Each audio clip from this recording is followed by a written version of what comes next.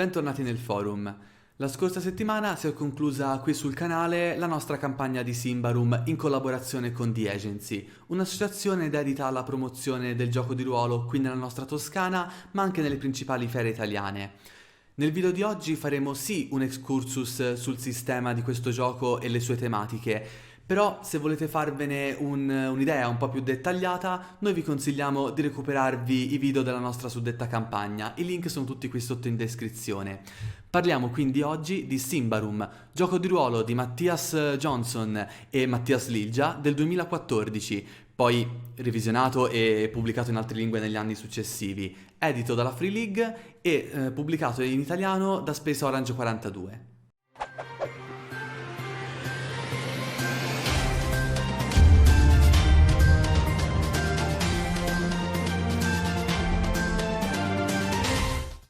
Symbaroum è un titolo che mi aveva molto incuriosito a partire da alcune premesse dell'ambientazione, ma soprattutto dalle illustrazioni.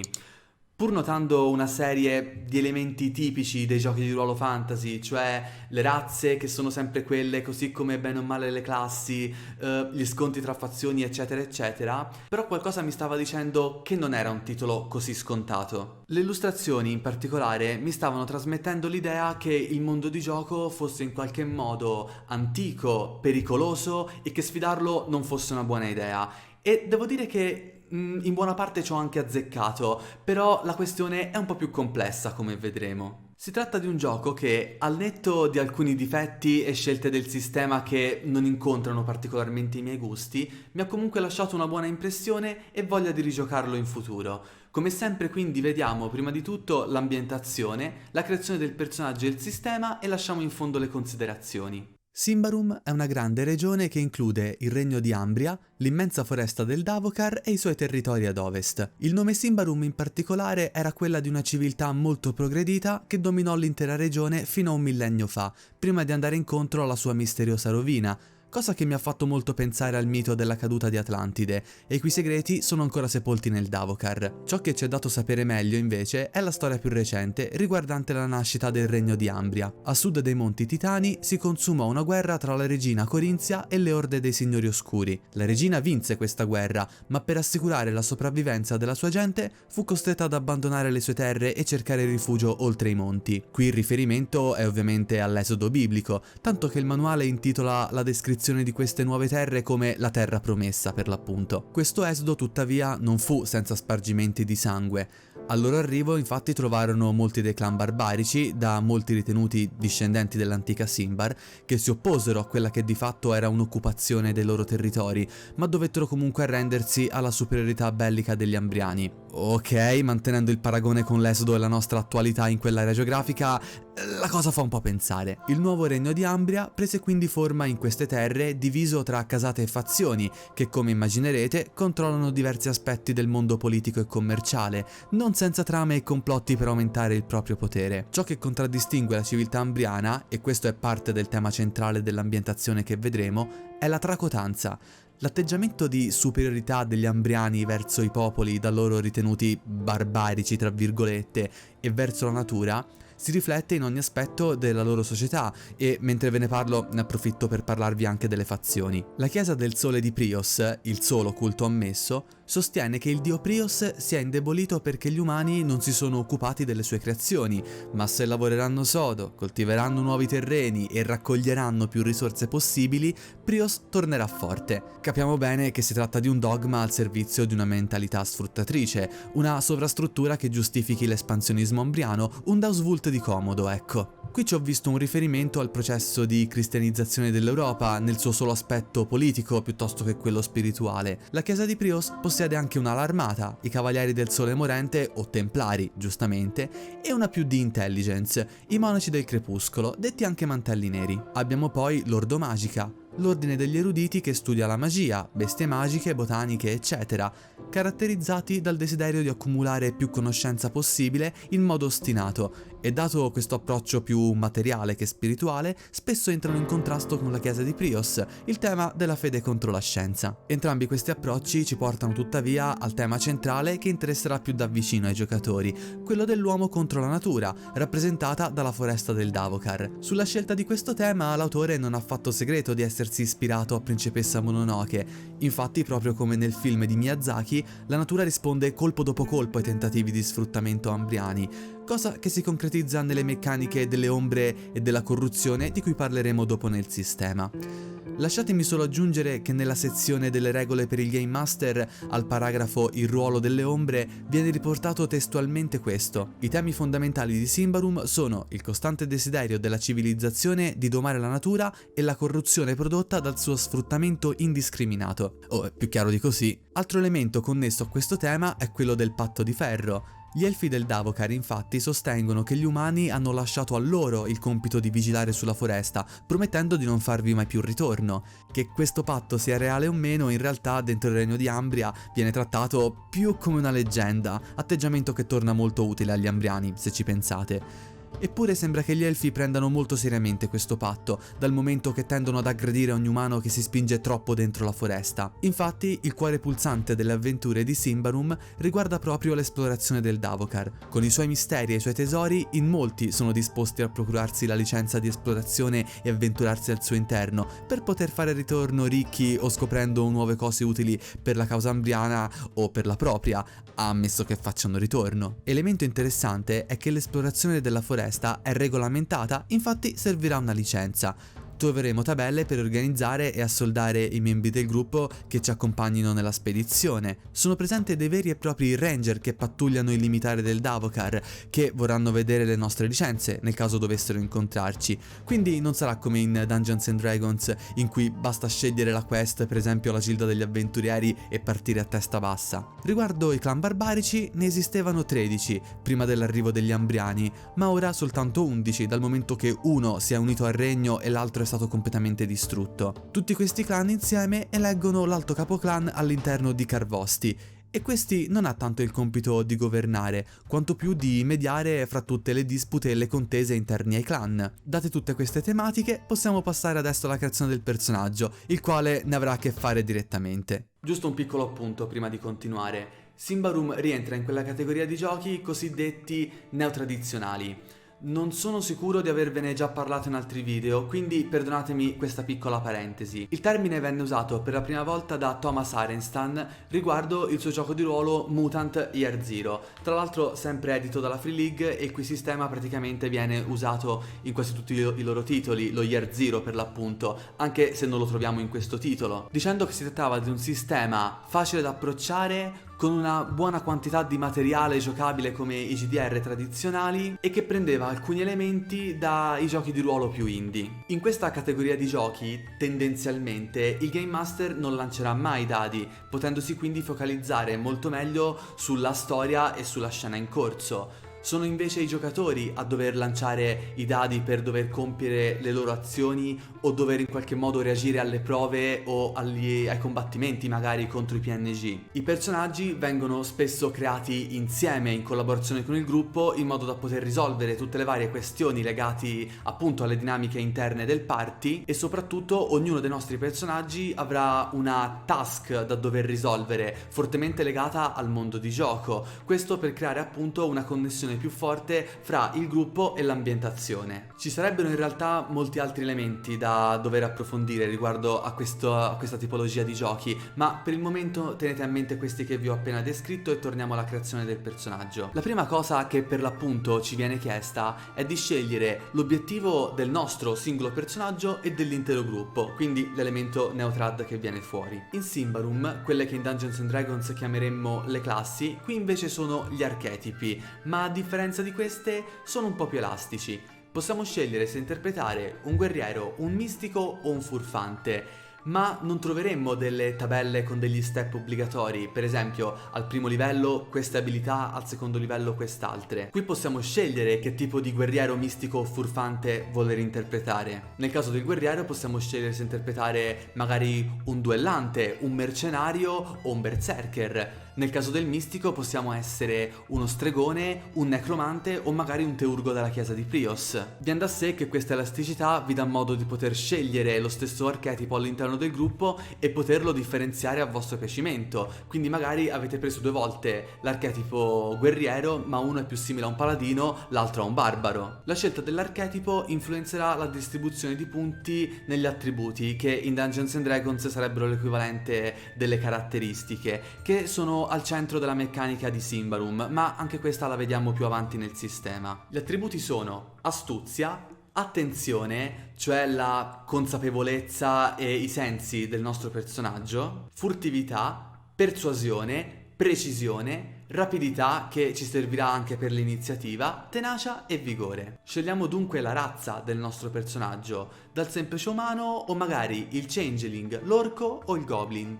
Anche se nella guida avanzata del giocatore troviamo giocabili anche l'elfo o il non morto, come lo era per esempio Ademar nella nostra campagna. Scegliamo anche una professione legata al nostro archetipo e dal momento che possiamo scegliere noi qual è, questo ci darà modo ulteriormente di poter differenziare diversi archetipi tra di loro. Nel caso del mistico scegliamo quale tradizione mistica ha intrapreso, che semplicemente vuol dire quale tipo di magia utilizzerà. Avrete anche una frase tipica che vi contraddistinguerà. Quella del mio Zanna Grigia, per esempio, era "ho affrontato incubi peggiori". Come vi ho accennato prima, esiste una cosa chiamata ombra.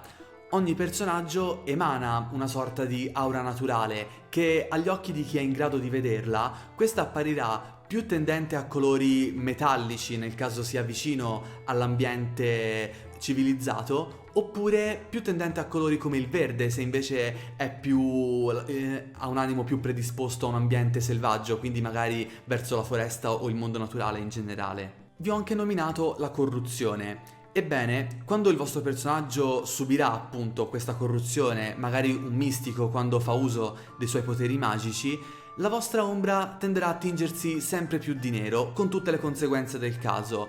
Ve ne cito una che è la più grave, ovvero il punto di non ritorno, quando il vostro personaggio si trasformerà in un abominio. Per quanto riguarda l'equipaggiamento, alcune cose le avrete di base, per esempio il sacco a pelo, gli utensili da cucina, più quelli definiti appunto dal vostro archetipo. Ovviamente dal denaro iniziale che stabilirete potrete capire anche quali item poter prendere appunto dall'inventario e poterli aggiungere al vostro personaggio. Veniamo quindi al sistema. Sotto molti aspetti deve molto a Dungeons and Dragons, quindi se venite da questo gioco non avete troppi problemi ad apprenderlo, però ci sono anche delle interessanti differenze. Mentre in Dungeons and Dragons dobbiamo superare una classe armatura o una classe di difficoltà, in Symbaroum dovremmo fare un check sull'attributo. Lanceremo un D20 sull'attributo richiesto per restare sotto il suo valore.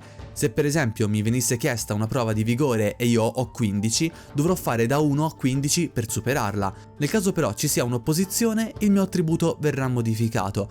Per esempio potrei avere un malus di -2 e in quel caso dovrò fare da 1 a 13, ma anche dei bonus che ci daranno un margine di riuscita più ampio. Dal momento che il master non lancerà mai i dadi, saremo noi a dover fare il check, lanciando sull'attributo richiesto influenzato dal modificatore dell'attributo avversario. Per esempio, se venissimo aggrediti da un avversario con vigore 15, dovremmo eseguire un test di difesa -5, perché il modificatore di un attributo di valore 15 è -5. Un altro esempio. Un avversario cerca di avvicinarsi furtivamente a noi. In quel caso dovremmo fare un check di attenzione più o meno il modificatore del suo valore di furtività. Il combattimento prevede un'iniziativa e la divisione in turni, iniziativa stabilita dal valore di rapidità del personaggio.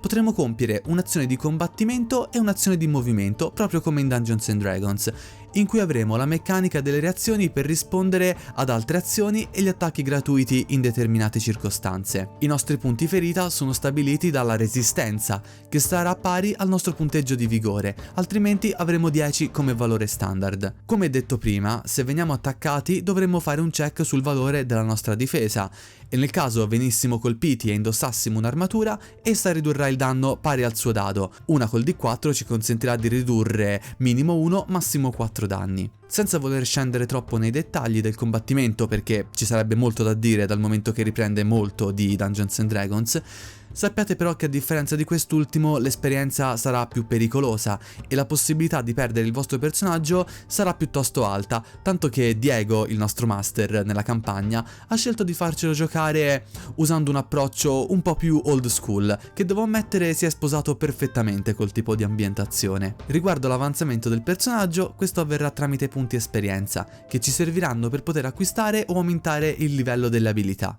Questa volta vorrei far partire le mie considerazioni dalla sezione per il Game Master. Devo dire che per la quantità di elementi presenti nel gioco, questa è decisamente completa e non trascura nessun aspetto. Ho notato che alcuni hanno detto che però non spiega molto bene come risolvere alcune questioni legate, per esempio, al tipo di razza o archetipo. Questo perché da ambientazione ci sono effettivamente alcune classi e archetipi che tra di loro potrebbero entrare in contrasto, magari per ragioni di posizione sociale, di pregiudizio o comunque macro questioni legate all'ambientazione. Però non mi trovo molto d'accordo con questa critica, perché il manuale spiega chiaro e tondo l'importanza della creazione condivisa del party per risolvere a monte tutte queste questioni. Per esempio noi nella nostra campagna abbiamo parlato a lungo per cercare di risolvere appunto eventuali problematiche e cercare di mettere in piedi un gruppo il più possibile in armonia.